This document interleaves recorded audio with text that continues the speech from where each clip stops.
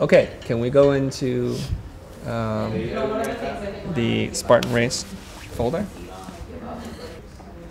I took your image, and I think the thing was killing it was here, because it looked like a cutout. So I wanted to make it look more dimensional, like there was depth to it. Okay, and I realized all that blue and gold made it look like glamorous, and it was looking like it was throwing me off. So after I tried unsuccessfully several times to get the blue and yellow to work, I just went with red. Red's Spartan color, and we can use red. There's no issues with that. The other thing was I was trying to create more of a flat look with image and paper backgrounds, and that's when I started experimenting with this stuff. Okay, so I put some halftone textures here, the white, the black, pieces of paper. You can see paper everywhere, right? And showing edges like the collage that we had seen. I tried unsuccessfully several times to get that to look right until I found the right image. And I did a little offset here. Did you see the offset? Because when I kept the highlights from him, it looked too much. Again, it was like a photo. I wanted to make it look low fidelity. So I also layered some low fidelity photocopy textures on this back part. I put in pieces of transparent tape there. And then I did a couple layers of splashes. This was a mud splash, and I liked it because it looked like a cloud. And then I put some white, black, and then I distressed the type with a preset that I have. And I did a different typeset. It's Spartan Logo Design Challenge. I tried configuring it with Spartan Logo. It's too long. Spartan Logo, it didn't look right. Spartan Logo Design, that's not the thing. It's Logo Design Challenge. And then I anchored it with these two really beefy things because it looks kind of very utilitarian, like things you would see on a package, you know? And I used that to kind of group this thing together. Okay, so let's look at the design now. We're here. I'm gonna hit F and get into the full file of it. We're in the image editing program here, and I'm gonna turn off all the layers. And so that's my base layer. I put some paper down. And then I have this thing of destroyed books. So I'm layering that. And I'm trying to recreate, like that's the dirt layer. You remember how there was something right here? So that it would continue on that kind of thing. I believe this is your layer, this black pattern. I just thought originally there was too much, okay? So when I would disable the layer mask in a little bit and you can see it. And then I put this layer on. That's my mud splash right there. And that kind of looks like a mud splash and it has different gray tones, and it was important for me to get that. And I'm gonna show you how to get this really fast, okay? So I'm gonna copy this. Okay, I'm gonna hide this. So if you have a black and white file and you paste it, excuse me, if you paste it, it looks like that. So then our only option is then to screen it, okay? But then we don't get the dark values, or we don't get the black, you know, if I do multiply, then you don't get the white values. So if you want to preserve that, you'd have to cut it out. So I figured out the most optimized way that I know how, okay? So I'm gonna delete this layer. I'm gonna create a new layer. I'm gonna fill it with some color. This time I'm gonna fill it with black. Looks like that. Then I'm gonna create a layer mask by clicking on here. And then if you hold on Option and you click on this, it'll step into the mask.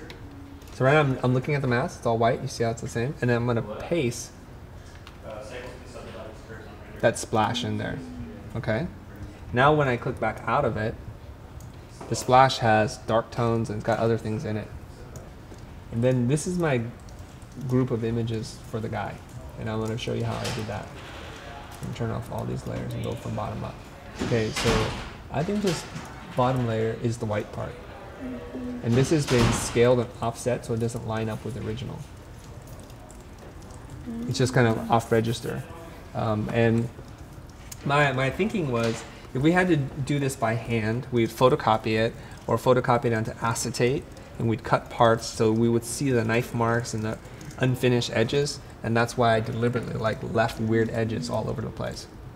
I actually would delete parts so that you would get the weird edges, and they were off registration, okay? And as we kind of move up, so if we had to register, and it would be a little bit funky, so it's off of the thing. The last thing I wanted to do was to really kind of make this part look junkier. I wanted to hide some of that because this was also becoming very dominant, this bottom corner. So I added this texture and I linked it just to that layer, okay? This is like really ugly texture. Watch if I click on this. I think I have to click on this layer. How do I do that? I don't know why I can't solo it. Okay, so that's my guy. And originally he's more centered and a little bit bigger. I scaled him down and moved him to the right to give me the 1/3, 2/3 kind of scale. Now, I added these scratches, which I have. And you work on enough projects, you build up a pretty massive library. So I had these little paint scratches that somebody made for me a long, long time ago. And then I added this last little bit. So I wanted different kinds of things. When you layer on smoke, dust, or stuff, and it's a different scale, it makes it feel a little bit more volumetric, so that it feels like there's more of it. And lastly, I wanted to make everything homogeneous by throwing the red overlay on top, or multiply. That's what that looks like.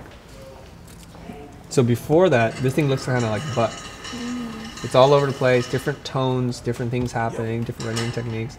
Turning this on, it pushes and flattens everything together again. Okay? So that's how you unify it. If you don't like red, you can just do a color adjustment. You can do anything you want. Okay? So far so good? Okay. And I'm looking for that lo-fi 2-color design. And I'm trying to always balance that. So when things look too pretty, like this image came into us really pretty, right? It was a really nice photo. It was a flash, probably a strobe, on a nice day, and so it looks like commercial to me. And I'm trying to get away from that. That's why I added all that junk. Now, I made a mistake here. This shouldn't be like a soft edge here, right? So I'm gonna use a brush, switch to default, make a little, ooh, that's too big. I'm gonna switch over to a hard edge brush like this one in here. So right now we have basically 2 colors, white, I'm sorry, black and red. If the paper's red, we would print black on top, and we would leave some white specks. Like I wanted to feel like somebody's flickering it on, coming from him, right? And then, excuse me, a little bit more photocopy paper texture, and then we're almost home here. And so that's why I just put some tape in there. And this is totally arbitrary, right? Let's be honest. I actually wanted some bits of typography, like something I found on the race, like numbers and things. But I need to get this thing done. Okay, that's there. And then the last bit was the type. The type was actually the more challenging part. Of all of this, it probably took 20 minutes to do. The type was the hardest because I was kind of trying different typesets and it wasn't working. It wasn't until I landed upon this I thought, okay, it's working now. And then I left this type here for you. It's not the right type. Oops, excuse me. Maybe it's the right type. Yeah, I changed it afterwards. See, like I scaled this up so that it would fit within this. Kind of has that, what are some masculine brands that you know, Aaron? Like Stanley or Caterpillar, in terms of construction equipment. I wanted that utilitarian, DeWalt, that kind of strong, anchored, blocky type.